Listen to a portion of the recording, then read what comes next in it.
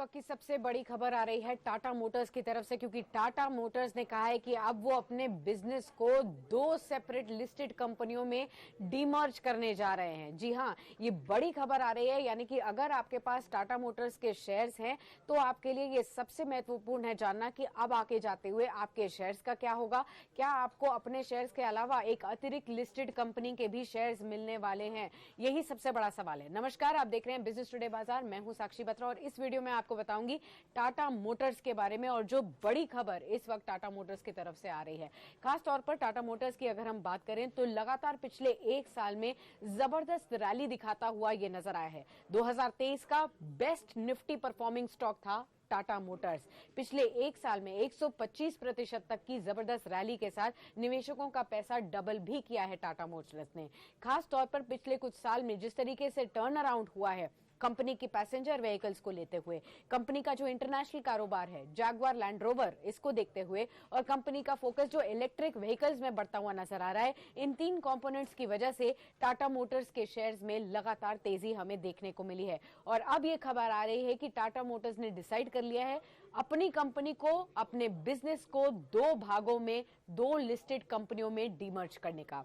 अब ये याद रखिए कि कौन कौन सी ये दो डिफरेंट कंपनियां होंगी, इन दोनों में डिफरेंस क्या होगा ये समझ लीजिए।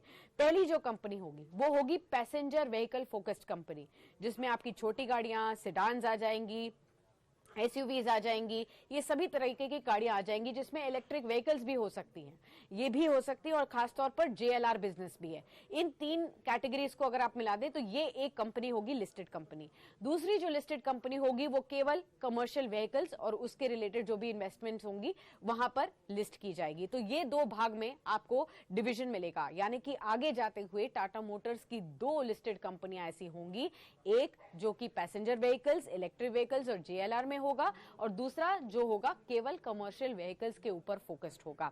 ये दो भागों में निवेश होगा। अब कंपनी ने यह बताया है कि एनसीएलटी के प्रोसेस के जरिए इस कंपनी को डीमर्ज किया जाएगा। हमने कुछ एक्सपर्ट से भी बातचीत की है जिनका कहना है कि अगले 12 से 15 महीनों में इस तरीके का डीमर्जर हो सकता है। ये खबरें सामने आ रही हैं, यानी कि पूरा 1 से 1.5 साल लग सकता है इस पूरे डीमर्जर को होने के लिए। कंपनी की तरफ से बयान क्या आया है ये देखिए। कंपनी की तरफ से टाटा सन्स के चेयरमैन एन चंद्रशेखरन ने यह कहा है कि पिछले कुछ सालों में टाटा मोटर्स ने एक टर्न अराउंड सामने किया है, जिसमें कंपनी के 3 ऑटोमोटिव बिजनेस यूनिट्स जो हैं अब इंडिपेंडेंटली काम कर रहे हैं और खासतौर पर लगातार कंसिस्टेंट परफॉर्मेंस भी दे रहे हैं। उनका यह भी मानना है कि डीमर्जर से क्या फायदा होगा, ये कंपनी के बारे में उन्होंने क्या लिखा है। इसके लिए उन्होंने लिखा है कि कंपनी बेटर कैपिटलाइज कर पाएगी अपॉर्चुनिटीज को, जो भी ग्रोथ के लिए अपॉर्चुनिटीज आएंगी कंपनी के पास, और अपने फोकस को और ज्यादा केंद्रित कर पाएंगी कंपनी। अगर उनको किसी एक सेगमेंट में ज्यादा फोकस करना है तो वो डीमर्जर उनको हेल्प करता हुआ नजर आएगा। साथ ही जिस तरीके का उनका सुपीरियर कस्टमर्स के लिए एक्सपीरियंस देने का फोकस है वो लगातार रहेगा। बेटर ग्रोथ प्रोस्पेक्ट्स अपने एम्प्लॉइज के लिए भी वो दे पाएंगे और शेयर होल्डर्स के लिए अच्छी वैल्यू क्रिएट कर पाएंगे, ये भी उनके बयान में सामने आया है। खास तौर पर अगर आप टाटा मोटर्स की रीसेंट सेल्स को देखेंगे तो भी आपको यह पता चलेगा कि पैसेंजर व्हीकल सेल्स में लगातार कंपनी ग्रो कर रही है। फरवरी की सेल्स में कुल मिलाकर डोमेस्टिक सेल्स जो टाटा मोटर्स की रही हैं वो 86,406 रही हैं, जिनमें से पैसेंजर व्हीकल सेल्स 51,321 रही और जो कि साल दर साल 19% तक का ग्रोथ दिखाती हुई दिखी। वहीं कमर्शियल व्हीकल की सेल्स 35,085 यूनिट्स की रही, यहां पर 4% तक की डी ग्रोथ दिखी, यानी कि गिरावट दिखी साल दर साल के पर्सपेक्टिव में। हालांकि ये जो कुल मिलाकर सेल्स डोमेस्टिक सेल्स कंपनी ने पोस्ट की है 86,406 की, इसके हिसाब से टाटा मोटर्स डोमेस्टिक मार्केट में नंबर 2 प्लेयर हो चुका है डोमेस्टिक सेल्स के लिहाज से। पहले हुंडई के पास ये स्पॉट था। मारुति सुजुकी नंबर 1 प्लेयर है डोमेस्टिक सेल्स के हिसाब से 4 व्हीलर गाड़ियों में, उसके बाद हुंडई था, फिर टाटा मोटर्स। लेकिन अब टाटा मोटर्स ने हुंडई को भी सुपरसीड कर लिया और अभी भी नंबर 2 की पोजीशन पर आ चुका है। यानी कि अब ये देखना होगा कि टाटा मोटर्स के शेयर होल्डर्स के लिए किस तरीके की वैल्यू क्रिएशन हो सकती है। और भी कुछ डिटेल्स मैं आपको बता देती हूं। खास तौर पर कंपनी ने यह भी कहा है कि लगातार कई स्ट्रैटेजीज कंपनी ने बदलाव की 2021 से लेकर अब तक, जिसकी वजह से कंपनी की जो ग्रोथ है वो लगातार बढ़ती हुई नजर आई है।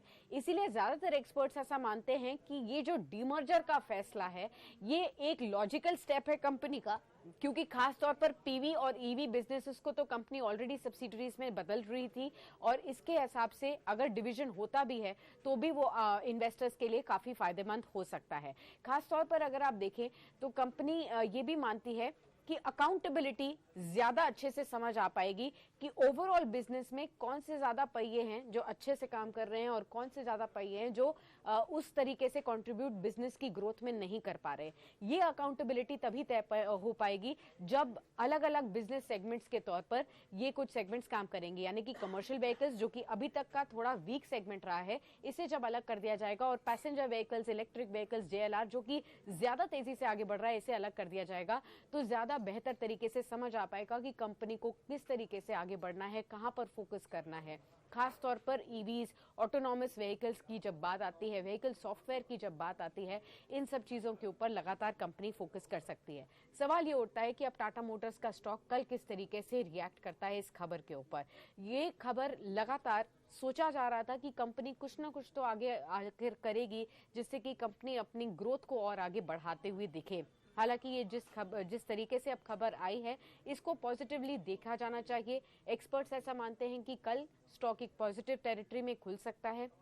निवेशक जो कि अभी तक की तेजी देखते हुए निवेश नहीं कर पाए थे टाटा मोटर्स में, एक्सपर्ट्स ऐसा मानते हैं कि ये लॉन्ग टर्म के नजरिए से टाटा मोटर्स के लिए फायदेमंद रह सकता है। और अगर आपको इस तरीके का फायदा देखना है कि लंबी अवधि में आपको टाटा मोटर्स के अलावा एक और लिस्टेड कंपनी के शेयर मिल पाएंगे, तो डेफिनेटली आप फाइनेंशियल एडवाइजर से पूछकर इस स्टॉक में निवेश कर सकते हैं।